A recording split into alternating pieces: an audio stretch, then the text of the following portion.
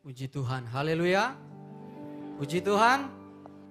Shalom, salam sejahtera di dalam kasih Tuhan kita Yesus Kristus. Biarlah setiap puja-puji, hormat, kemuliaan hanya layak kita naikkan kepada Allah Tritunggal yang kudus, satu-satunya Allah yang benar, pemilik tunggal setiap kehidupan kita. Puji nama Tuhan. Berterima kasih buat setiap kesempatan yang diberikan kepada saya untuk boleh menjadi saluran berkat pada pagi hari ini lewat pemberitaan kebenaran firman Tuhan.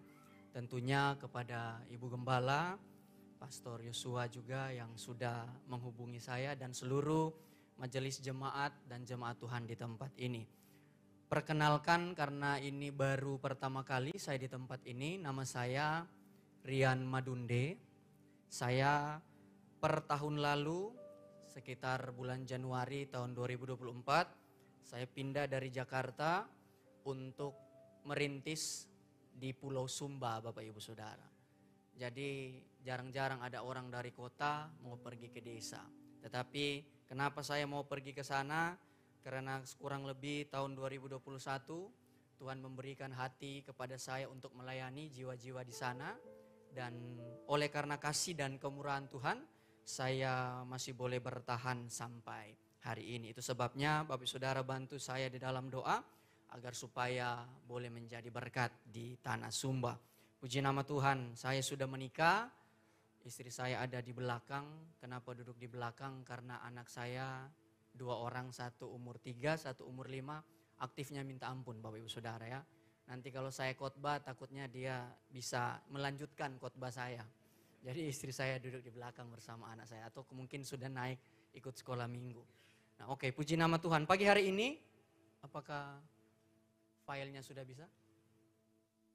Wah, tidak bisa. Padahal saya menyiapkan PowerPoint untuk membantu kita jemaat Tuhan pagi hari ini untuk menyimak kebenaran firman Tuhan, tapi tidak mengapa karena satu dan lain hal ini pertama kali PowerPoint saya bermasalah ketika ingin ditampilkan, tapi tidak mengapa, tidak mengurangi kerinduan Bapak Ibu Saudara untuk menerima kebenaran firman Tuhan. Pagi hari ini Bapak Ibu Saudara, kita sama-sama akan menerima dan menyelidiki kebenaran firman Tuhan yang saya beri judul Injil Membawamu Pulang. Mari buka di dalam Lukas pasal 15 ayat 17 sampai ayatnya yang ke-19. Kalau sudah dapat tidak mengapa Bapak Saudara bangkit berdiri, kita baca bersama-sama kebenaran firman Tuhan pada pagi hari ini. Lukas pasal 15 ayat 17 sampai ayatnya yang ke-19. Kalau sudah dapat saya baca ayat 17, Bapak Ibu Saudara ayat 18 dan kita baca bersama-sama ayat 19. Lukas 15 ayat 17 firman Tuhan. Lalu ia menyadari keadaannya, katanya, betapa banyaknya orang upahan Bapakku yang berlimpah-limpah makanannya, tetapi aku di sini mati kelaparan.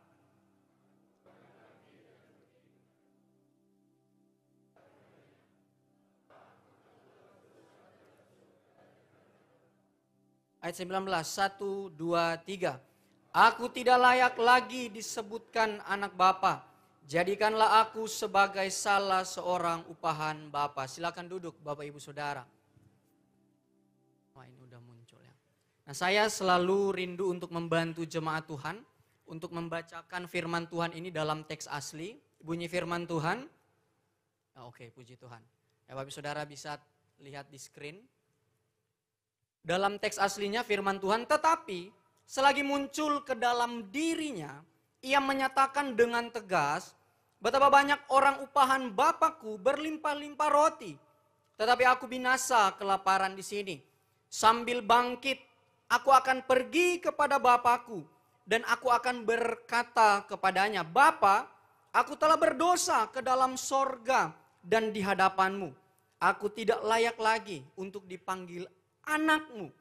Engkau jadikanlah aku sebagai salah satu orang upahanmu. Berbahagialah kita yang menerima firman Tuhan dengan rela hati. Kemudian Bapak Ibu Saudara setelah ibadah pada pagi hari ini terus merenungkan setiap kebenaran. Dan kebenaran itu diteguhkan oleh kuat kuasa Roh Kudus. Dan oleh kuat kuasa Roh Kudus itu kita menjadi pelaku-pelaku kebenaran yang menyukakan hati Tuhan. Kalau Bapak Ibu Saudara berbicara tentang Injil, ini merupakan istilah yang mungkin bagi kita yang sudah jadi orang Kristen mungkin 2 tahun, 3 tahun, 4 tahun, 5 tahun, 20 tahun, sampai 50 tahun mungkin. Injil itu menjadi istilah yang biasa bagi kita. Tetapi kalau saya bertanya kepada Bapak Ibu Saudara yang hadir pagi hari ini, kira-kira apa itu Injil Bapak Ibu Saudara? Saya yakin pasti akan ada begitu banyak jawaban yang berbeda-beda satu dengan yang lainnya, betul? Dan sebenarnya kalau kita mengacu kepada firman Tuhan, ketika Yesus sendiri, dia berbicara tentang amanat agung saat dia hendak naik ke surga. Injil itu sederhananya berbicara tentang apa yang Yesus ajarkan, yang mungkin dalam kurung perintahkan, dan apa yang Yesus telah lakukan Bapak Ibu Saudara. Itu berbicara Injil. Dan Injil inilah yang harusnya menjadi berita yang paling utama di dalam gereja Tuhan. Berita yang harus terus disampaikan, berita yang harus terus dikumandangkan, dideklarasikan, dibandingkan deklarasi-deklarasi tahun ini tahun terobosan. Terobosan dalam hal apa Bapak Ibu Saudara? Tahun ini tahun kelimpahan. Kelimpahan dalam hal apa? Tahun ini tahun berkat. Berkat dalam hal apa Bapak Ibu Saudara? Kalau berita utama Injil itu diabaikan, maka menjadi tanda tanya besar. Apakah kita layak disebut Kristen? Apakah kita layak disebut gereja Tuhan? Karena gereja Tuhan sesuai dengan amanat agung yang Tuhan kita sampaikan. Itu harus selalu rindu suka membicarakan tentang apa yang Kristus ajarkan dan apa yang Kristus sudah lakukan. Itu berbicara Injil. Itu sebabnya kita semua sampai hari ini bahkan sampai Kristus datang kedua kali. Kalau engkau menyebut dirimu sebagai orang Kristen, engkau selalu harus berkata saya memerlukan Injil. Katakan saya memerlukan Injil. Karena Injillah yang akan selalu membawa kita pulang untuk kita berjumpa secara pribadi dengan Kristus. Itu sebabnya ibadah hari Minggu seperti ini bukan hanya satu rutinitas belaka Bapak Ibu Saudara. Bukan hanya sebuah jadwal, oh karena hari Minggu saya suka ibadah, kedua duduk di sebelah sini, kalau ada orang yang duduk di tempat saya tersinggung. Jangan seperti itu.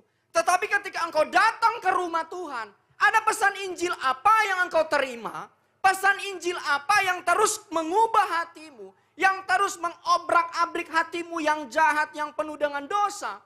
Sehingga ketika hatimu diubahkan, ada pikiran yang dibentuk. Dan ketika pikiranmu dibentuk dengan baik oleh berita Injil, disitulah nyata perbuatan Kristus semakin besar dan kita semakin kecil dilupakan. Tetapi yang terjadi hari-hari ini gereja Tuhan lebih senang, Tuhan jadikan kami kepala dan bukan ekor. Enggak salah Bapak Ibu Saudara. Yang salah bagian kedua, biar kami semakin naik sampai lupa turun. Itu yang terjadi hari-hari ini. Injil menggantikan dengan berita-berita apa yang kita inginkan dan yang kita sukai. Dan lewat perumpamaan ini, kita akan belajar bagaimana sesungguhnya kalau Bapak Ibu Saudara masih setia sampai hari ini, engkau melayani Tuhan dengan sungguh-sungguh. Engkau berkorban mulai dari pikiran, materi, apapun engkau korbankan untuk Tuhan. Sesungguhnya itu karena Injil selalu membawamu pulang. Lewat perumpamaan ini, kita bisa melihat di dalam Lukas pasal 15, itu setidaknya ada 3 perumpamaan yang Yesus gunakan. Kalau dalam orang Yahudi, 2 kali itu penting, 3 kali itu extremely, nggak tahu ya, extremely itu penekanannya seperti apa ya. Ya berarti sesuatu yang sungguh-sungguh harus diperhatikan. Sesuatu yang benar-benar harus dipahami, diresapi, dan tidak boleh untuk diabaikan. Jadi Yesus menggunakan 3 perumpamaan untuk menjelaskan 1 poin ajarannya. Yang pertama apa? Yesus itu berbicara tentang domba yang hilang Bapak Ibu Saudara. Ya kita sering dengar khotbah tentang gembala, bagaimana katanya kalau ada domba nakal dikasih patah kakinya ditaruh di leher ya. Tetapi kalau pakai aplikasinya hari ini, jangankan kasih patah kaki jemaat Bapak Ibu Saudara, khotbah agak keras juga dia bisa ngambek 3-4 bulan baru datang gereja. Domba yang hilang. Ketika domba itu hilang, apa yang dilakukan gembala? Cari, Bapak Ibu Saudara. Gembala itu cari, bahkan rela meninggalkan yang 99. Yang kedua, perumpamaan tentang dirham yang hilang. Ya panjang kalau saya cerita, ini menarik sekali untuk dikhotbahkan sebenarnya. Seharusnya khotbah ibadah pertama tentang domba yang hilang, ibadah kedua dirham yang hilang, nah ibadah yang ketiga tentang anak yang hilang. Tetapi sebenarnya bukan anak yang hilang yang lebih tepat, dirham yang hilang. Ketika dirham itu hilang, apa yang terjadi? Sang pemilik dirham ini, dalam artinya perempuan, dia cari. Ketika dia dapat, dia senang, dia bersuka hati. Memang karena ada peraturan di sana. Dan yang ketiga, tentang anak yang hilang. Sebenarnya ini bukan anak yang hilang, Bapak Ibu Saudara. Kenapa saya bilang? Kok dia tahu jalan pulang? Hilang bagaimana, Bapak Ibu Saudara? Bahkan ayat mencatat dengan jelas, dia pergi dengan sendirinya. Ini bagusnya kalau saya kasih perikop, anak yang menghilang. Ya bukan anak yang hilang, kok dia pergi. Nanti kalau Bapak Ibu Saudara lapor, Pak lapor ke polisi, anak saya hilang. Hilangnya kapan, Pak? Tadi pagi dia ambil harta, kemudian bilang, Mama saya mau tinggal di Amerika, di alamat ini. Apakah itu hilang, Bapak Ibu Saudara? Enggak hilang, anak yang menghilang. Tetapi inti dari 3 perumpamaan ini berbicara tentang keterpisahan dari sang pemilik. Terpisah dari sang pemilik.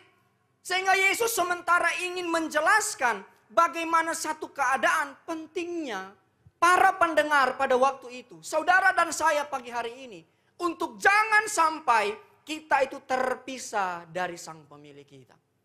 Kenapa? Karena akan terjadi seperti anak bungsu, Bapak Ibu Saudara. Ya anak bungsu yang ini ya Bapak Ibu Saudara, bukan yang ini ya. Jangan salah Bapak Ibu Saudara. Saya waktu ambil gambar, waduh ini bisa bahaya ini. Salah kira, kok anak bungsunya jadi 3? Enggak, cuma 1 Bapak Ibu Saudara. Anak bungsu, apa yang dia lakukan? Yang pertama, ayat 13 itu papanya, orang tuanya masih ada. Kemudian dia bilang apa? Papa, bagi bagianku. Kasih bagianku. Saya mau pergi, saya mau ke sini, saya mau ini, dan saya mau itu. Coba bapak-bapak yang ada di sini, katakan kita sudah umur 60-70, masih sehat, masih melayani, mungkin masih datang gereja. Tiba-tiba ada anak kita yang datang bungsu lagi. Ya biasa kan di keluarga itu sulung laki-laki, itu yang bisa dikatakan yang akan meneruskan. Ya kita nggak usah munafik lah ya, jadi yang anak-anak bungsu jangan kecewa ya, itu sudah jadi aturan patriarki. Gak masalah ya, engkau harus berdoa karena engkau punya Bapa di sorga ya, yang akan memeliharamu, amin. Apalagi generasi sandwich katanya arti hari-hari ini, waduh. Mereka mulai merasa, waduh gak dapat apa-apa dari orang tuaku. Nah coba bapak-bapak, anakmu yang bungsu, ini tiba-tiba datang minta, Pi, kasih no bagianku. Saya mau pergi, kasih warisan, mana warisan untukku. Nah bagaimana kita sebagai orang tua? Ilustrasi ini Bapak Ibu Saudara, kalau kita lihat dalam nuansa keyahudian ini kurang ajar. Bahkan kita pun akan menganggap anak kita kurang ajar. Kok saya masih sehat, saya masih kuat, kenapa sudah minta bagian? Tetapi lebih daripada itu, tindakan si bungsu meminta bagiannya, itu menunjukkan bahwa dia sebenarnya ingin terpisah. Dia sebenarnya tidak butuh lagi dengan papanya. Sehingga ketika dia memilih untuk terpisah dari bapaknya, yang terjadi apa? Si bungsu langsung mengalami sesuatu yang sangat-sangat mengerikan. Dia seorang yang kaya, punya fasilitas, punya segala sesuatu. Tetapi apa yang terjadi? Bahkan memakan sisa dari makanan babi, Bapak Ibu Saudara. Itu tidak layak bagi dia. Dan ini juga menggambarkan bagi orang Yahudi. Babi itu binatang yang haram, yang tidak layak untuk dimakan, bahkan dipakai untuk persembahan, najis kalau disentuh. Tetapi kalau bagi kita, itu yang terbaik. Ya, daging yang terenak. Betul Bapak Saudara ya, ada seorang sastrawan Yahudi di abad pertama, dia nggak makan babi, tapi dia tahu babi itu enak. Jadi bersyukurlah kita jadi pengikut Kristus. Ya segala sesuatu halal, kalau disertai dengan ucapan syukur, amlodipin. Tidak layak, najis bagi mereka. Ini menunjukkan satu kemerosotan yang terjadi dari kehidupan si bungsu ketika dia terpisah dari bapaknya. Dia yang dahulunya seorang anak, bahkan untuk disebut seorang upahan pun tidak layak. Memakan apa yang tidak pantas untuk dimakan. Coba Bapak Ibu Saudara lihat, betapa mengerikannya kalau kita juga mengalami keadaan seperti si bungsu. Itu sebabnya ketika si bungsu ada dalam keadaan yang mengerikan ini, dalam masalah yang besar, Injil itu datang membawa dia pulang. Ya, nanti kita akan bahas mulai ayat 17. Apa yang terjadi? Bagaimana Injil itu bukan hanya memulihkan sebuah relasi, namun juga regenerasi diri. Seringkali kita hanya apa? Kejar relasi. Ketika ada suami selingkuh, didamaikan. Hubungannya yang diperbaiki.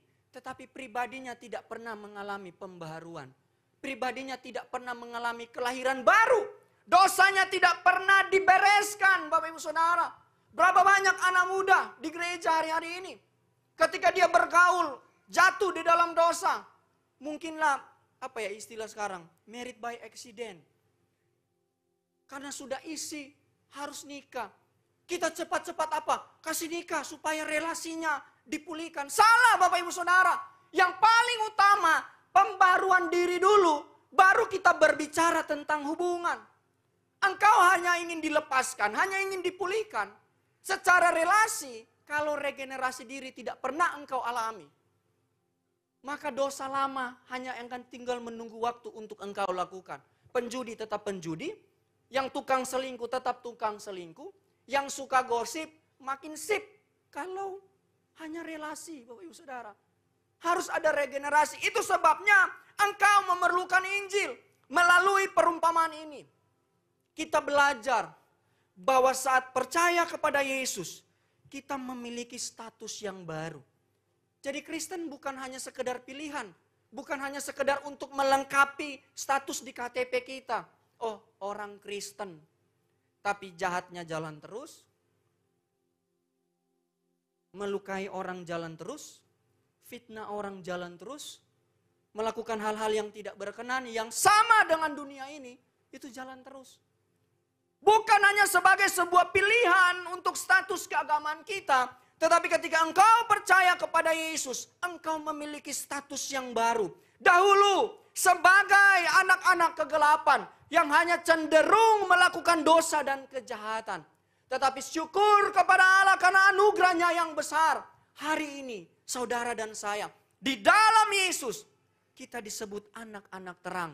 Anak-anak Allah yang melalui tuntunan Roh Kudus lebih cenderung melakukan kebenaran.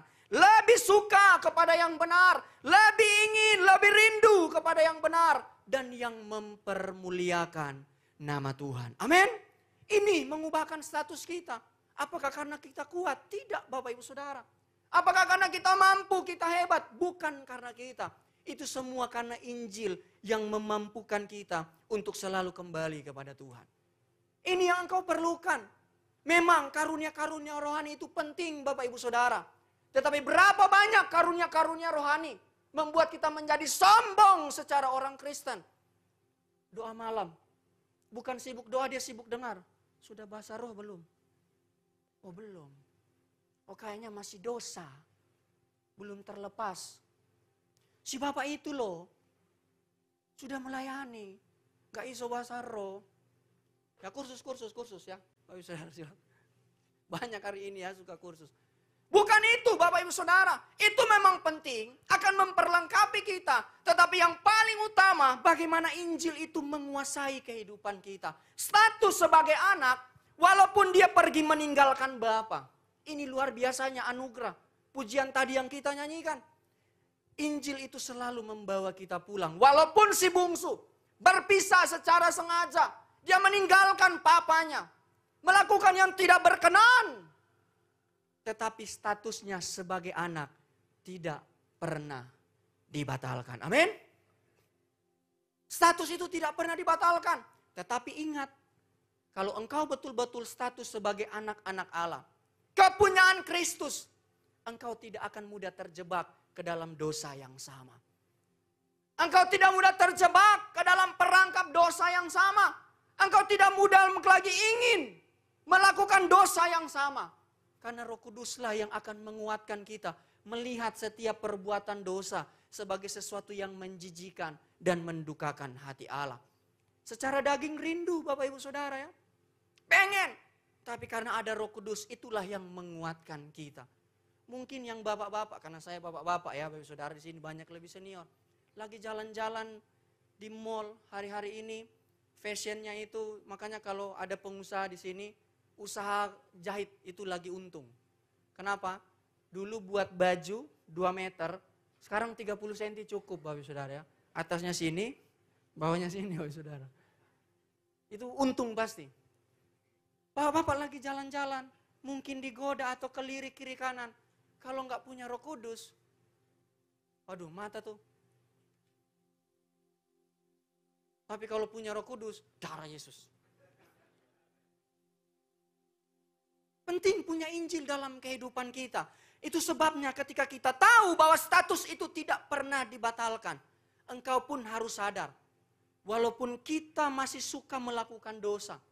Dosa itu masih memikat kita.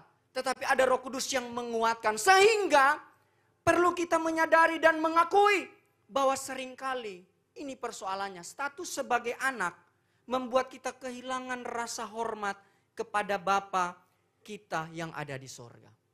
Ini yang terjadi.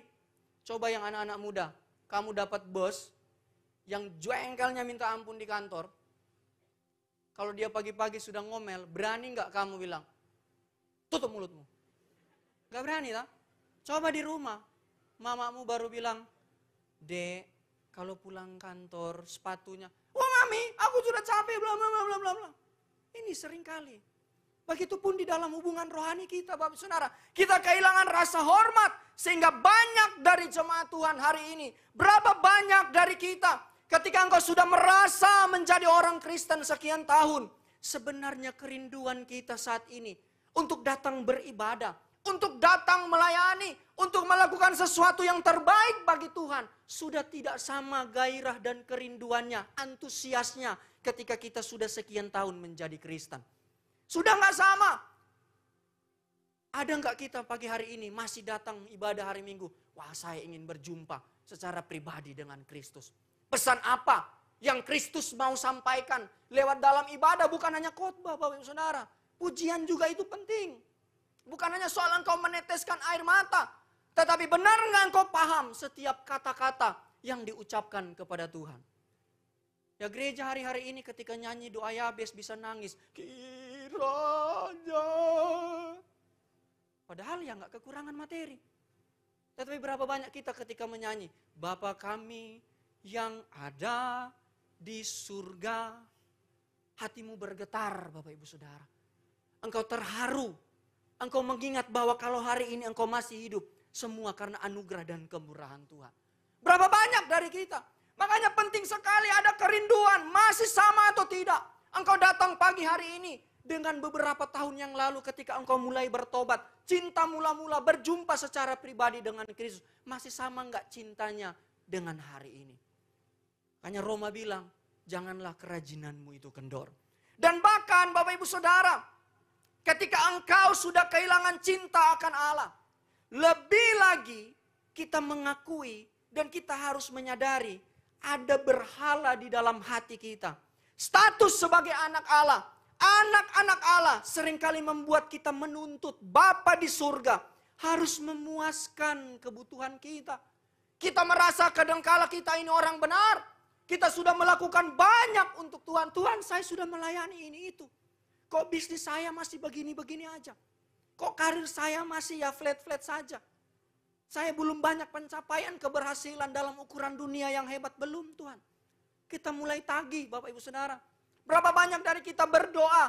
Yang kita sodorkan proposal segudang permintaan kita. Tuhan kalau nggak jadi ini berarti Tuhan nggak berkuasa. Kalau nggak begini berarti kurang iman. Kita mulai tuntut. Kita merasa Tuhan itu berhutang dengan kita. Status sebagai anak membuat kita lebih ingin dipuji kepada diri sendiri. Kita yang harus dipuaskan tanpa pernah peduli. Apakah Bapa di sorga puas dengan kehidupan kita hari ini? Kita lebih menyembah diri kita sendiri dalam setiap aktivitas agamawi kita. Engkau datang menyembah Tuhan, beribadah. Apakah benar ingin berjumpa secara pribadi dengan Allah? Ataukah apa? Daripada sepi, daripada di rumah stres, kepikiran masalah, cicilan mungkin, dan lain sebagainya. Datanglah di ibadah. Setidaknya apa? Nyanyi-nyanyi senang, masalah itu lupa. Ya tagihan besok tanggal 11 tetap harus bayar. Ataukah seperti itu Bapak Ibu Saudara? Kita menyembah diri sendiri, memuji, naikkan pujian, berpusat pada keinginan hati, pencapaian kita. Kita lebih suka mengarahkan telinga kita kepada apa yang kita inginkan, yang memuaskan telinga kita. Kepada apa yang hanya menjawab kebutuhanmu secara jasmani. Tetapi engkau tidak rindu mengarahkan telingamu kepada kebenaran-kebenaran yang membawa engkau pada hidup yang kekal. Wes khotbahnya nggak enak, berat. Yo kamu datang ke gereja mau cari apa sih Bapak Ibu Saudara? Isi hati Tuhan kah? Atau isi hatimu yang harus dijawab dalam setiap ibadah? Betul, kita akan mendapat kekuatan, pesan firman Tuhan. Kita akan diberikan kekuatan baru, memberikan semangat. Tetapi yang paling utama, apa yang menjadi kehendak Tuhan Bapak Ibu Saudara dalam kehidupan kita? Ketika engkau bermasalah, mungkin kakak beradik sekian tahun tidak bicara, tidak komunikasi karena hal sepele. Ketika dengar firman Tuhan, mengampuni karena Kristus sudah lebih dahulu mengampuni. Oh enggak, ini bukan untuk saya. Karena yang salah adekku. Kalau kita mengampuni ya kalau salah paham sama-sama. Kalau adekku yang salah, saya benar, ya saya enggak perlu mengampuni. Enggak marah kok. Tapi kalau ketemu buang muka Bapak Ibu Saudara. Itu standar enggak marah. Kita seringkali lebih suka berbicara sesuatu yang mendatangkan kebanggaan diri. Dipuji. Keberhasilan prestasi secara kita tidak sadar, itu buah dari kesombongan rohani yang memisahkan engkau dari Yesus. Ya saya kasih contoh sederhana. Ketika engkau melayani, ya karena kita yang ada di altar ini yang melayani. Sebenarnya sama juga jemaat sementara melayani pujian kepada Tuhan. Enggak ada satupun dalam ibadah itu enggak melayani. Kita semua melayani. Berapa banyak dari kita Bapak Saudara, ketika dulu mungkin ya melayani ya firman Tuhan lah. Belajar sungguh-sungguh.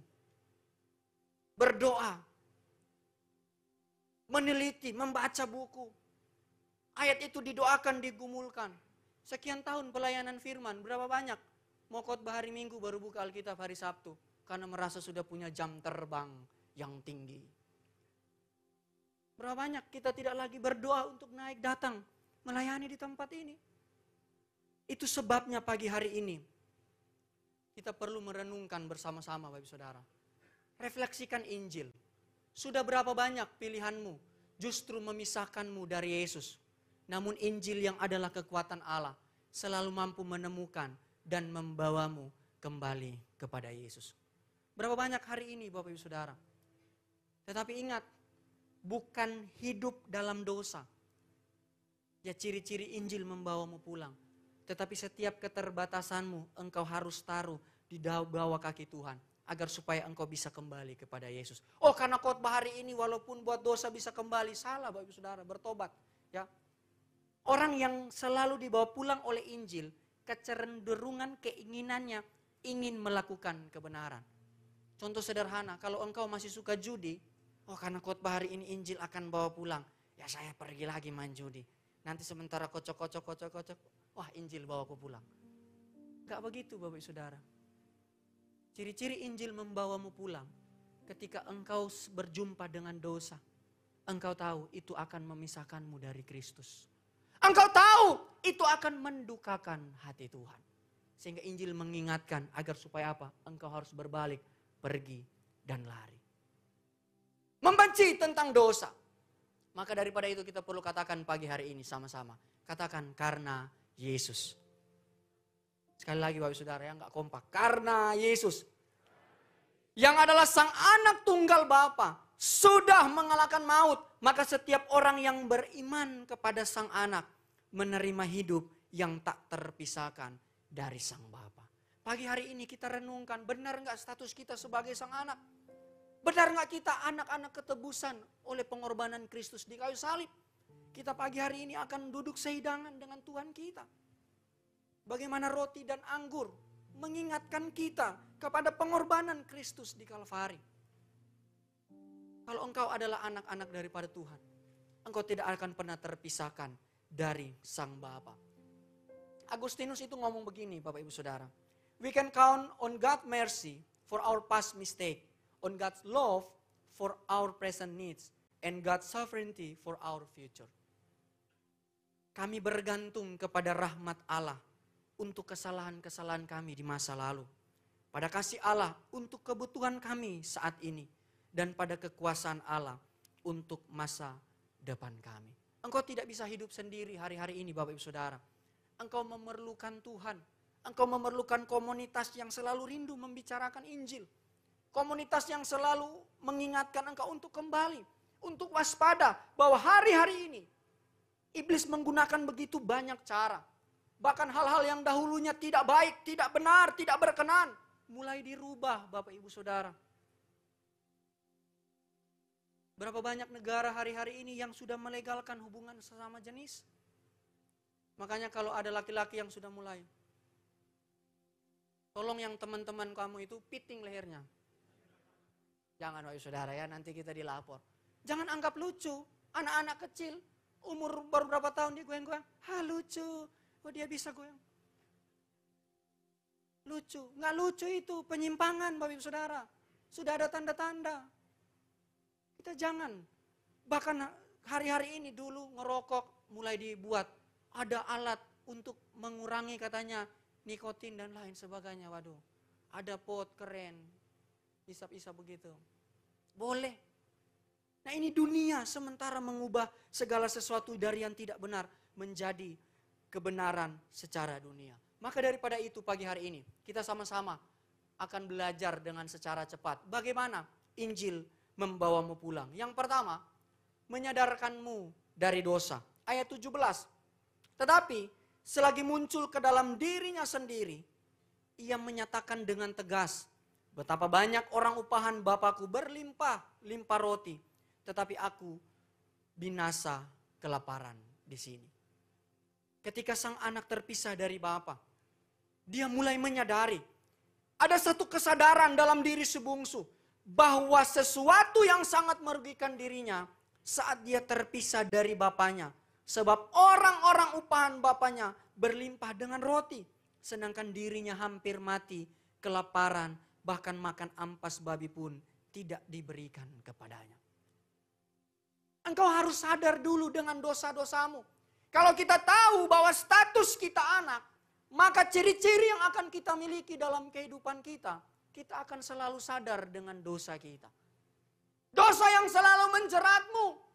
Bukan dahulunya narkoba, sekarang engkau jadi pakar narkoba. Oh, tips and trick menjauhi narkoba.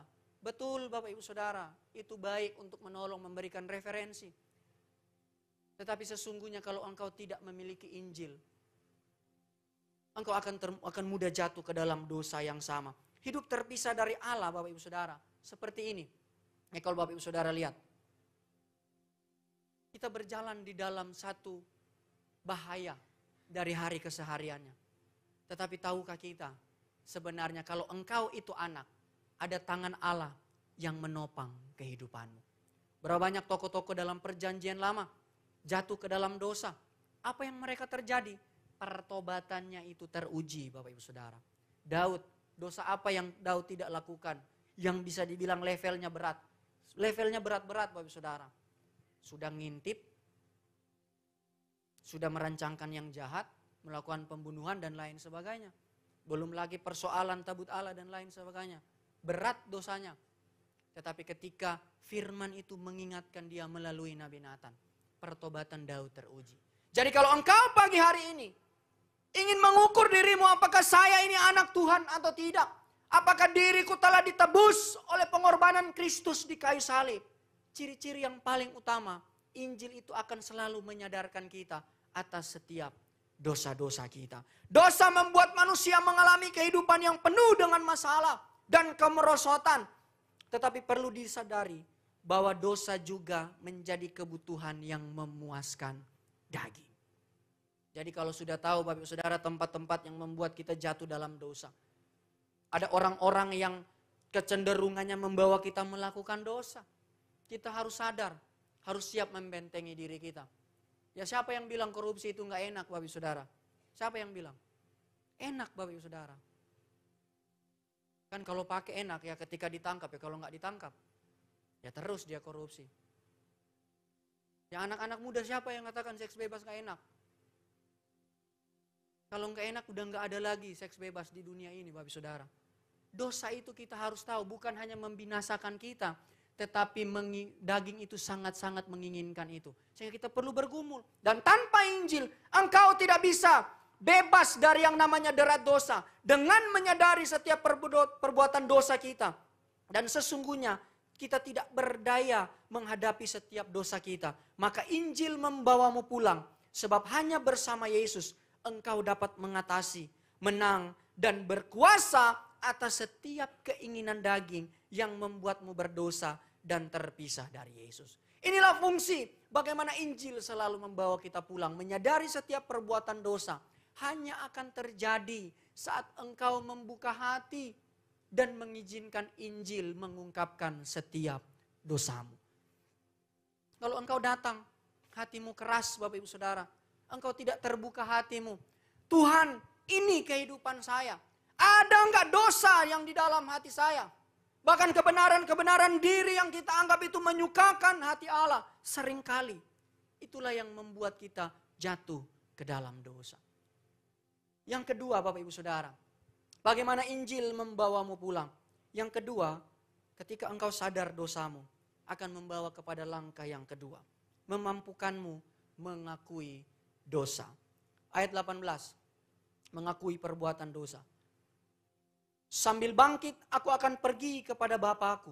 Dan aku akan berkata kepadanya, Bapa, aku telah berdosa ke dalam sorga dan di hadapanmu. Ini ciri-ciri Injil membawa kita pulang. Karena kita adalah anak-anak yang sudah ditebus oleh pengorbanan Kristus.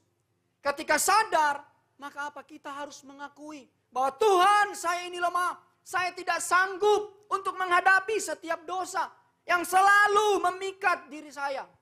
Ya saya Bapak Ibu Saudara, waktu muda paling suka judi bola Bapak Ibu Saudara. Ya hari-hari ini Liga Champion ya. Dan tebakan saya itu selalu mujarab. Ya kena kalau saya prediksi. Wah bayangkan zaman dulu saya punya handphone N70 masih buka Waptrik atau Opera Mini zaman itu. Lah saya bisa tipu guru-guru sekolah saya Bapak Ibu Saudara yang suka judi.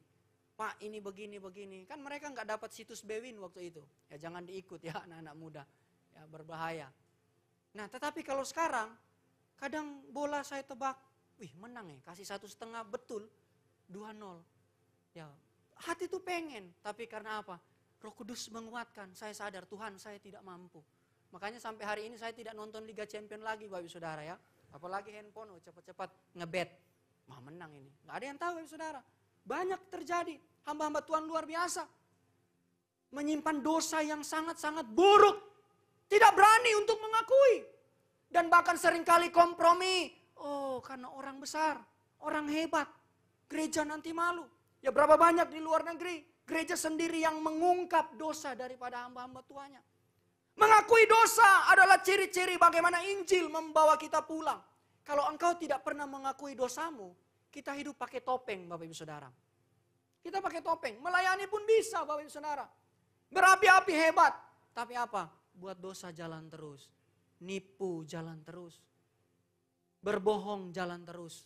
Dan dosa-dosa yang lain. Kita seperti hidup menggunakan topeng. Tidak ada satupun manusia yang sanggup, perhatikan, mengakui setiap dosa-dosanya tanpa pernah mendengar Injil. Ya berapa banyak masalah sepele. Kita bisa jadi masalah yang besar. Karena menurut kita benar, menurut dia juga benar.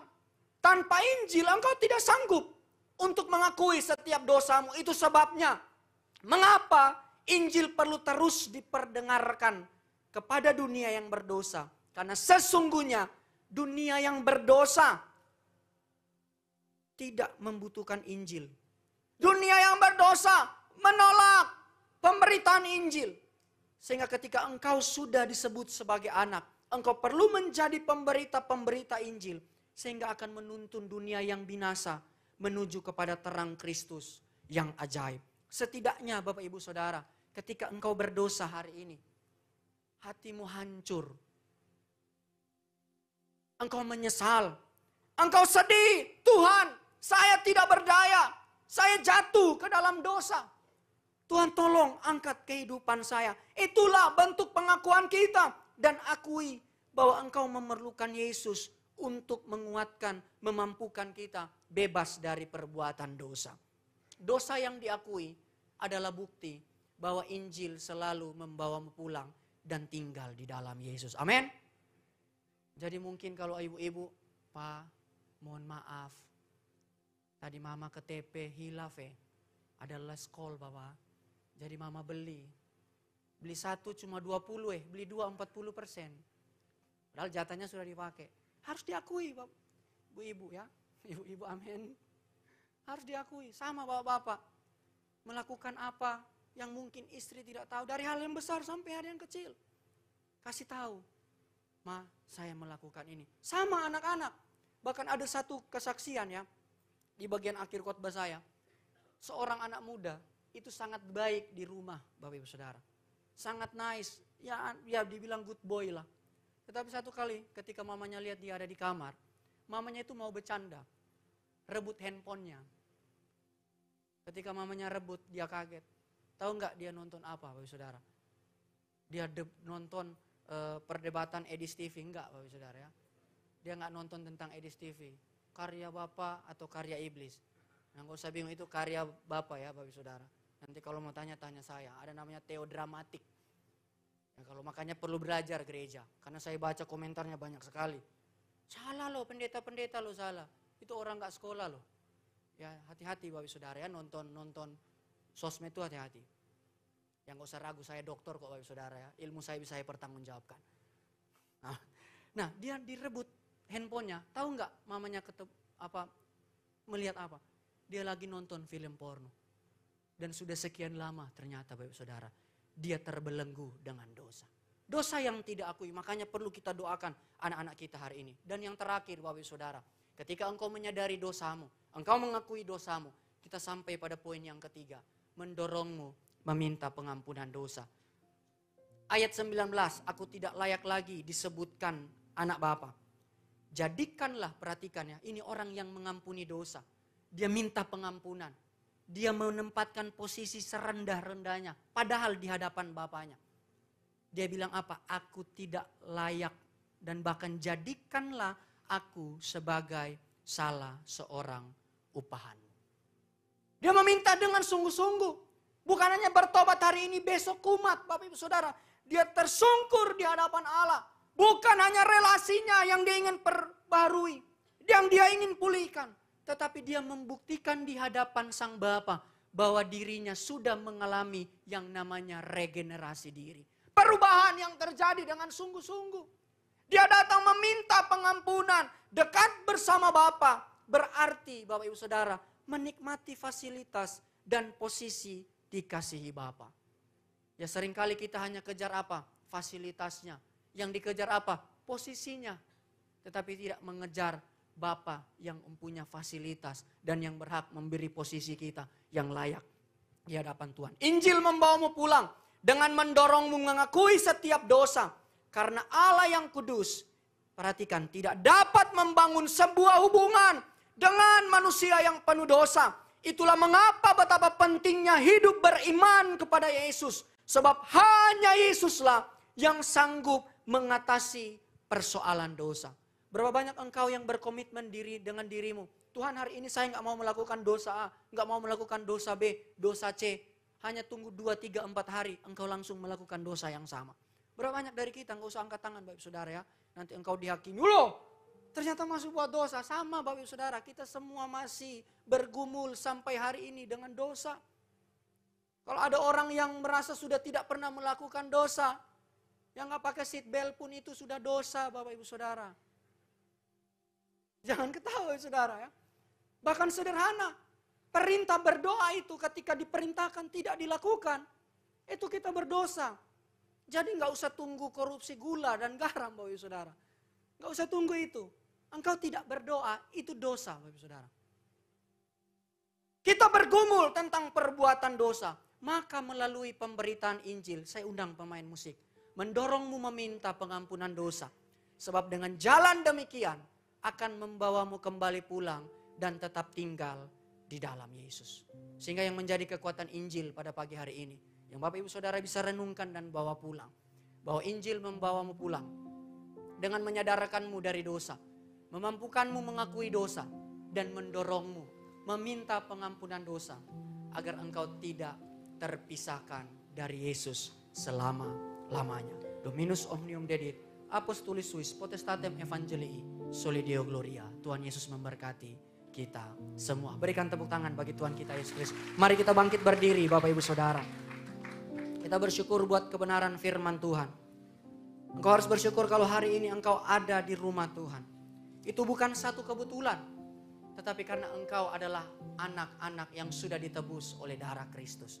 Makanya hari ini lewat pemberitaan firman Tuhan, mari kita resapi sampai kedalaman hati kita. Sadari mungkin masih ada dosa-dosa yang tertutup sampai ke dalam lubuk hati kita. Tuhan melihat itu semua Bapak Ibu Saudara. Ketika engkau sadar masih ada dosa yang membelenggu hatimu, engkau tidak sanggup untuk mengakuinya, minta Roh Kudus agar supaya menguatkan kita mengakui setiap dosa kita.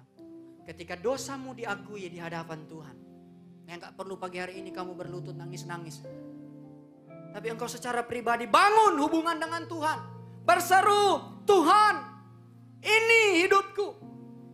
Berapa banyak dosa yang sudah saya lakukan. Hari ini sebelum engkau duduk sehidangan dengan Kristus, pastikan hidupmu sudah beres dahulu. Sehingga ketika engkau mengambil roti dan anggur, di situ ada pengampunan dari Allah tercurah di dalam hidupmu. Kehidupanmu dibaharui, kau mengenakan hidup yang baru, dan yakin Injil akan selalu membawa engkau pulang. Amen. Mari persembahkan hidupmu di hadapan Tuhan.